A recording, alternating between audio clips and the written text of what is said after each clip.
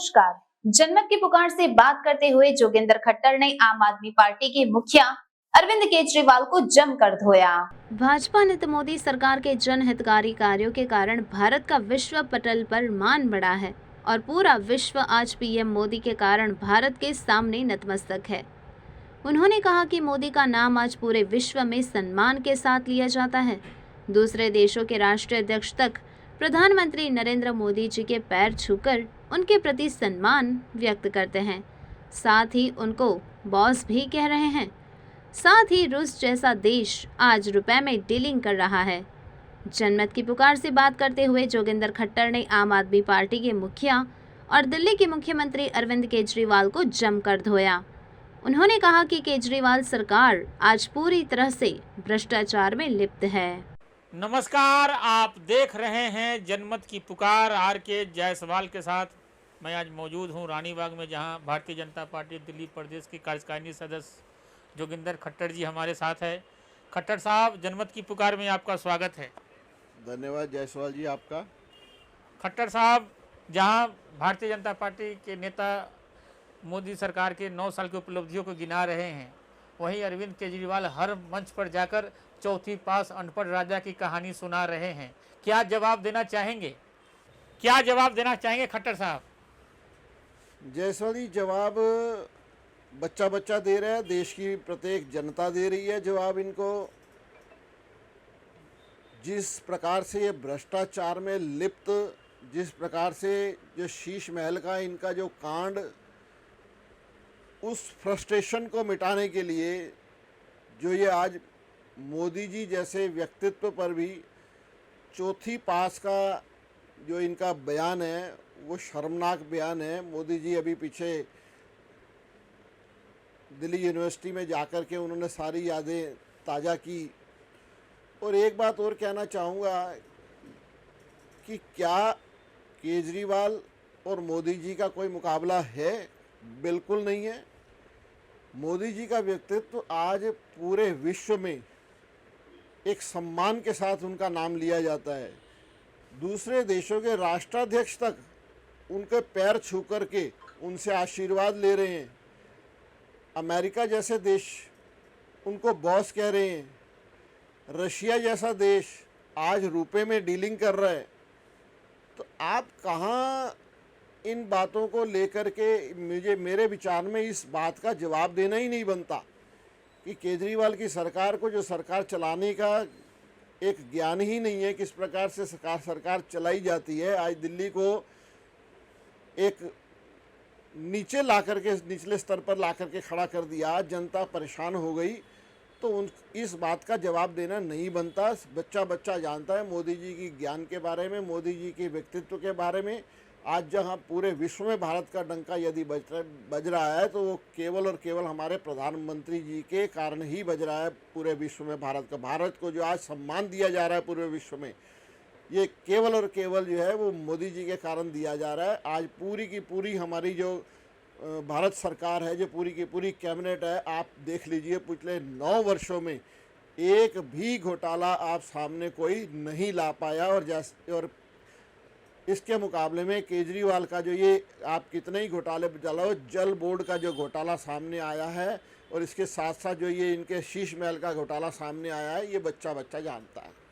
जब आप लोग लोगों के बीच में जा रहे हैं, सरकार की क्या क्या उपलब्धियां गिना रहे हैं? देखिए जायसवाल जी, पिछले 9 वर्षों में एक तो मैंने आपको उपलब्धि बताई कि भारत का जो विश्व में सम्मान बढ़ा है, वो इस 9 वर्षों में जो मोदी जी ने कार्य किए, भारत सरकार ने जो कार्य किए, उस कार्यों को लेकर के जो सम्मान मिला है भारत को। यूक्रेन में आपने देखा किस प्रकार से भारत का झंडा लेकर के जो है वो स्टूडेंट्स को सेफ जो पाथ दिया गया।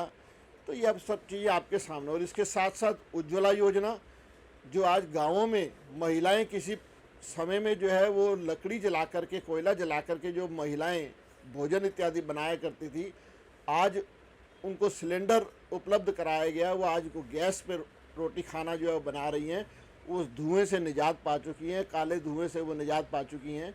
और इसके साथ साथ जो उत्तर पूर्व राज्यों में जो विकास का कार्य हुआ है, वो पिछले 70 वर्षों से नहीं हुआ। आज आप देख रहे हैं कलकत्ता से लेकर के म्यांमार तक, आगे थाईलैंड तक जो एक हाईवे बन रहा है, कलकत्ता से होते हुए, कलकत्ता से निकल कर के आसाम और आसाम के बाद नागालैंड दीमापुर होते हुए म्यांमार तक जो वो जा रहा है हाईवे, तो ये छोटी उपलब्धि नहीं है इतना बड़ा हाईवे बना देना। और इसके साथ साथ दिल्ली में जहाँ झुग्गी वहाँ मकान, आपके सामने उधर कालका जी में मकानों को डिलीवर भी कर दिया गया, चाबियाँ भी दे दी गई। तो और जायसवाल जी, इतने विकास के कार्य हैं कि आप उसको 10 मिनट में या आधे घंटे में या 1 घंटे में उसको व्याख्यान नहीं कर सकते। इतने विकास के कार्य भारत सरकार के माध्यम से मोदी जी ने कर दिए कि एक एक व्यक्ति जो है उसका लाभान्वित है। आप टॉयलेट की बात देखें, किसी ने सोचा नहीं था कि टॉयलेट भी बनाने चाहिए। हमारे जो गांव इत्यादि में महिलाएं रहती हैं, वो कितना परेशान होती थी महिलाएं, सुबह सुबह जो है सूरज उगने से पहले मजबूर थी वो जंगल जाने के लिए। और आज इतने टॉयलेट बन गए, इतनी सुविधाएं हमारे गांव की महिलाओं को हो गई। और इसके साथ साथ जो एक 3 तलाक वाला ये ख़त्म करने के बाद जो मुस्लिम महिलाएं हैं, मुस्लिम बहनें हमारी हैं, उनको भी लाभान्वित किया। तो उन्होंने तो किसी वर्ग को नहीं छोड़ा, प्रत्येक वर्ग के लिए उन्होंने विकास के कार्य किए। जायसवाल जी, अगर हम दिल्ली की बात करें तो अरविंद केजरीवाल लगातार आरोप लगा रहे हैं कि एलजी के बहाने हमें काम को रोका जा रहा है। देखिए, कहीं कोई रोकने वाला काम नहीं है। जहाँ कोई गलत काम होगा तो एलजी का हक बनता है उनको रोकने का। सही दिशा में यदि ये चलेंगे तो कोई नहीं रोकने वाला। ये आप देखिए कि जिस समय कांग्रेस की भी यदि सरकार रही तो इस प्रकार के कन्फ्लिक्ट जो है वो सेंटर और स्टेट गवर्नमेंट में कभी नहीं रहे। इनको ये समझना होगा कि ये दिल्ली की जो स्थिति है वो पूर्ण राज्य का दर्जा नहीं है। ये लोगों को बहकाने के काम भी करते हैं कि अध्यादेश के माध्यम से ये लोगों को, दूसरे राज्यों को डराने का काम यदि कर रहे हैं कि आज दिल्ली के साथ हो रहा है, कल को महाराष्ट्र, कल को तमिलनाडु में होगा, कल को कर्नाटका में होगा, कल को किसी और स्टेट में होगा। तो ये बेकार की चीज़ है। वो पूर्ण राज्य का दर्जा प्राप्त है। ये दिल्ली जो है पूर्ण राज्य ना होने के कारण इस प्रकार की स्थिति यहाँ पर है। तो क्या आप ये समझते हैं कि हर प्रकार का कंट्रोल जो है वो दिल्ली सरकार को दे देने के बाद जिस प्रकार की अराजकता, जिस प्रकार का भ्रष्टाचार आज इस दिल्ली राज्य में है, क्या आप उस चीज़ को बेयर कर पाएंगे कि ये पूरे के पूरे जब दिल्ली में इस प्रकार की समस्याएं होने लगेंगी? तो मेरे विचार में ऐसा जो व्यक्ति काम नहीं करना चाहता या जो व्यक्ति काम नहीं कर सकता वो बहाने ढूंढता है कि मुझे नहीं काम करने दिया जा रहा। ये जितना मर्जी ढोल पीट लें, आज चाहे वो अपने स्कूलों की व्यवस्थाओं को दिखाना भी चाहें तो 2 या 4 स्कूलों को छोड़ करके आज भी शिक्षा की व्यवस्था हमारे दिल्ली में अच्छी नहीं है, जितना मर्जी ये ढोल पीट लें। अरविंद केजरीवाल अध्यादेश के बहाने हर विपक्षी नेताओं से मिलकर आ गए। तो आपके सामने वो केवल और केवल राजनीति खेलना जानते हैं कि अरविंद केजरीवाल वो अध्यादेश के बहाने सबके पास जा कर के अपना रोना रो रहे हैं, जबकि सभी स्टेट्स को, सभी प्रमुख दलों के नेताओं को ये मालूम है कि दिल्ली भी क्या स्थिति है। तो दिल्ली की स्थिति अलग है, पूर्ण राज्य दर्जा प्राप्त जो है वो राज्यों की स्थिति वो अलग है, ये सभी लोग जानते हैं। लेकिन केजरीवाल क्योंकि प्रोपेगेंडा करने में माहिर हैं, क्योंकि झूठ फैलाने में माहिर हैं, इसलिए उनको केवल और केवल दूसरे राज्यों के या दूसरी पार्टियों के जो नेताओं से मिलकर के भ्रम फैलाने की स्थिति वो फैलाना चाहते हैं। लेकिन वो दूसरे नेता भी समझदार हैं, वो इस चीज़ों को समझते हैं कि दिल्ली और बाकी राज्यों में क्या डिफरेंस है।